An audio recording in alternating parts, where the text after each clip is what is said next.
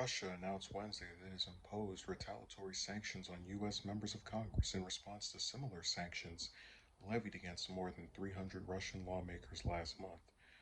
Russia's foreign ministry said in a release that it was imposing mirror sanctions against 398 members of the U.S. House of Representatives.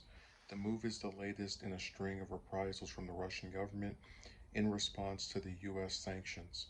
These individuals, including the leadership and committee chairman of the lower house of the U.S. Congress, are placed on the Russian stop list on a permanent basis, the Russian Foreign Ministry said in the release.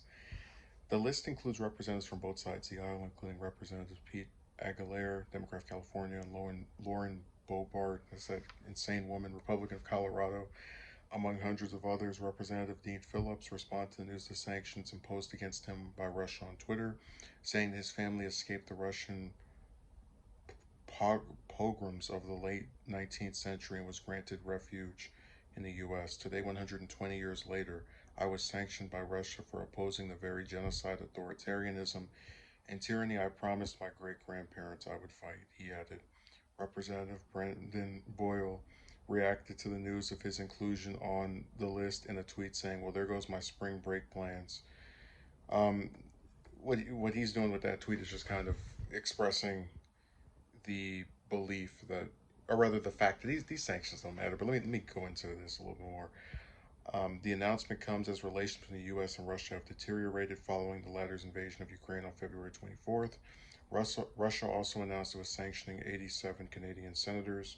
The development comes a few weeks after the Kremlin expelled some American diplomats from the country after the U.S. removed 12 Russian diplomats late last month. They actually have a list of everyone that was sanctioned that you can click on from the Hills article. I clicked on it. I saw, off the top of my head, Omar, um, and a bunch of other people. It was, yeah, I know Corey Bush was on there as well.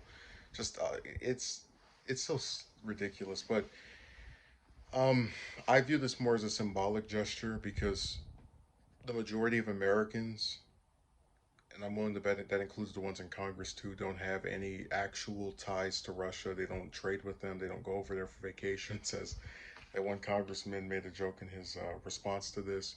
So I don't really understand what the purpose of this is other than just the symbolic gesture of, okay, you put sanctions on 300 people from Russia, we'll put sanctions on 300 plus people from the US as well, which, it's within the right to do that. I'm just kind of surprised. Like, I would love to know if, because they didn't sanction every single member of the House, but I would love to know who, the ones that weren't sanctioned, what was the reason for that? Why were they given a special pass to not have these crippling sanctions imposed on them? And what I really like about this is it goes to show that other countries can do to us what we do to them. So if we want to sit here and get on our high horse and, you know, um, start sanctioning, because, I've said before, I don't have a problem with the U.S. sanctioning Putin and other officials who are directly involved with the invasion. I would prefer to just stay out of it entirely, but that's still a measure that I don't have a problem with because they're the ones actually invading. But we sanctioned innocent Russians who have nothing to do with that particular awful government. And if they want to sanction a bunch of Congress members who have more power and can get away with this supposed penalty, more so than the regular American can, be my guest. So I think this is just them trying to, grandstand.